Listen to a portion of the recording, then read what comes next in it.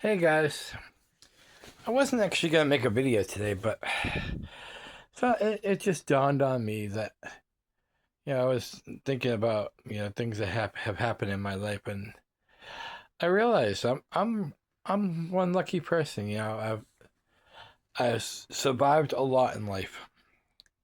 I mean, obviously, I don't have time to describe everything, but I was thinking about like the surgeries I've had over the years. Like, when I say surgeries, I mean like a lot of them. Starting all the way back to when I was 2 years old. I was born with like a corroded part of my kidney, and back then they didn't have laser surgery. They had to basically cut you open the old school way, like saw you open there and do their work and then close you up. And I still have that scar today. I was 2 years old, 51 years ago, and I still have a scar. uh, they told my parents that it was a dangerous surgery at the time because they had to remove the corroded part of my kidney, not the whole, but and you know at one point it was supposed to be like a 2 hour surgery roughly, and I believe it went like 4.5 hours, and like at one point they weren't sure if I was even gonna make it through. So 51 years ago today, I could have not made it, but here I am. What was to follow for the next like starting like when I was 18, the surgery started back up again. Mostly with the kidney again, but this time it was stones. I had such a small urethra tube that I didn't have the ability to pass them on my own. So they have to go in there and remove them, and sometimes they would try to do, like they would use that thing called like it's like a blast, like they would blast them, and from the age of 18 to now, I've had 23 surgeries on my kidneys to remove stones. So that's more scars. I have. I went through 2014. I went through a kidney. It's called a nephrectomy, a kidney a kidney removal, not stone, a whole kidney, and that was scary. But that was the first time I had like it was like robotic surgery. Basically a doctor controls a robot and he goes inside you and takes it out. And back then that was experimental, but I thought that was kind of cool to be involved in that, so I signed off on it. Silly me. Uh, then we had some of my emotional problems over the years with suicide, and I've always done these suicide videos to try to help other people with with how I dealt with those things. But there was a few times that I came close. Like I was never really brave enough to try the cutting. I did the cutting once, but it was more of overdosing, and yeah, twice it was down to the wire. If I didn't get to the hospital at the time I did, you know, we wouldn't be talking right now. So all the injuries, all the doctors I've had, medical issues, diabetes. It's it's been a rough road, people. It has. But each time, and I always make a joke of this now because Chucky always used Chucky from Child's Play used to always say, "You just can't keep a good guy down." Now I don't know if I fall in that class. I think I'm a good guy, uh, but yeah, you can't keep a good guy down. I mean, I'm still here. I'm still ticking. My doctor. This was about 5 years, maybe 6 years ago. Yeah, because it was just before the pandemic. About 6 years ago, I went into the hospital, and the the reading on my blood sugar was too high for my meter to read. Most meters, home meters, go up to 600.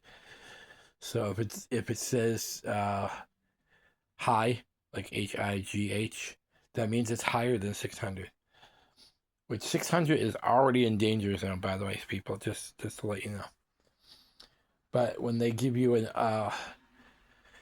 like a what's it called like a basically an all around blood test where they check everything, it tells you what exactly your blood sugar is. My doctor walked in with the results, and he's just looking at me, and I just, what? He goes, I don't know how you're walking, let alone talking to me.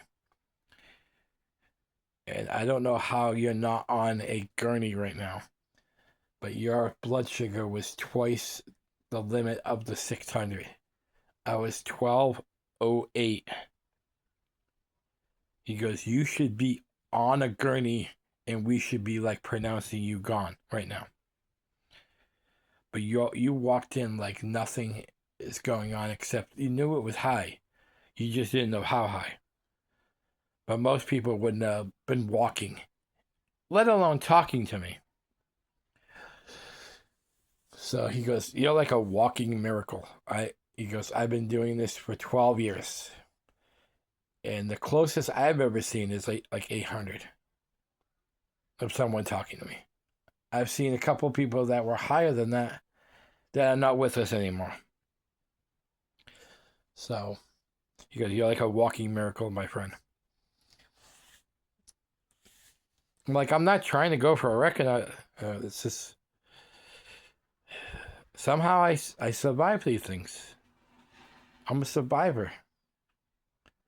Every time I was just in the hospital maybe about a month ago, and each time I come out stronger than before. Which, I mean, I guess that's the general point. They wouldn't let you go back into the world if you weren't stronger. But like, I feel like I'm fully refreshed again. I'm fully recharged again. And I know how this is probably going to be like the rest of my life. Yes, there's things I can do. You know, eat better. Uh, Keep exercising. Drink more water. Yes, I know all these things. But I've made a choice a long time ago, and you might call it stupid or naive, but you know, each of us has their own decision on how we want to live our life. And I want to live my life to the fullest. And when I say fullest, I don't mean longest. I mean fullest. I want to enjoy things in life. I want to travel. I want to eat the things I like. And you might say, you know, you're thinking wrong. But if I was in my 30s and this was happening, maybe. Like if I was in the hospital every couple of months, maybe I would do these life choices. I'm 53 now. And I'm not saying you can't have fun at 54 or older. It's just your body makes it harder with the multiple sclerosis I have, the tendonitis everywhere, the neuropathy all over my body. At this point, the older I get, the more it's going to be harder to do things. So I'm going to enjoy what time I have left. Like I said, maybe it's not the popular choice, but I have to live for me. And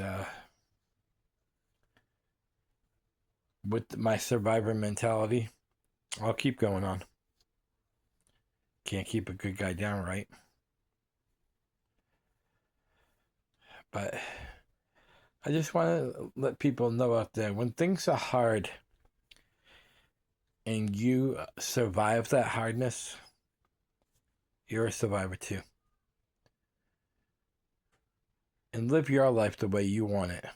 Don't let people dictate it. It's your body.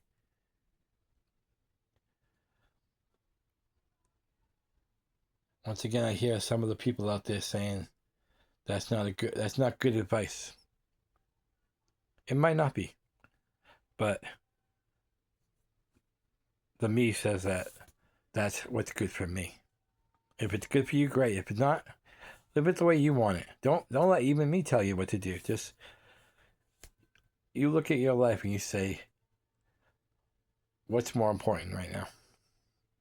And for those people that have like a kid and a wife, they might want to be more precautious with the things that they do. Me, I just have me.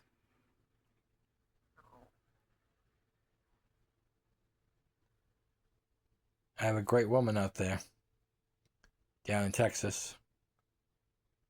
Love her.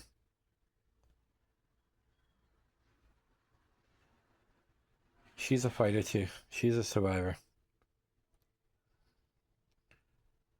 Maybe that's why I meant to find her. We are survivors. I don't think that's a real song, but well, there's a song called Survivor, but I'm getting off topic. And there's a group called Survivor, but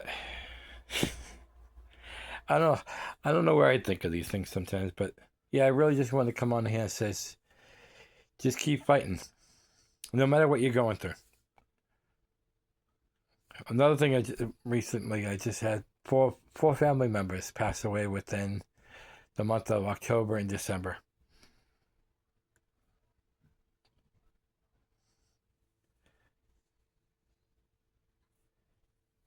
And do I want to become part of that club? Obviously, no. I don't want to die. But like I said, I live with that survivor mentality. Take your best shot, because I'm going to come up swinging again. I'm lucky. I have great friends online. I have great friends where I work. I have a caring family. We don't always see eye to eye, but my message to life is take your best shot.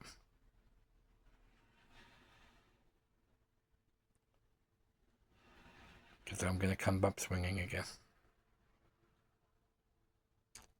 I'm one lucky SOB. I really am.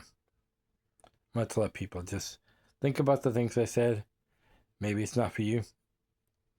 But if you think that it is for you, give it a try. You'll see. Much love.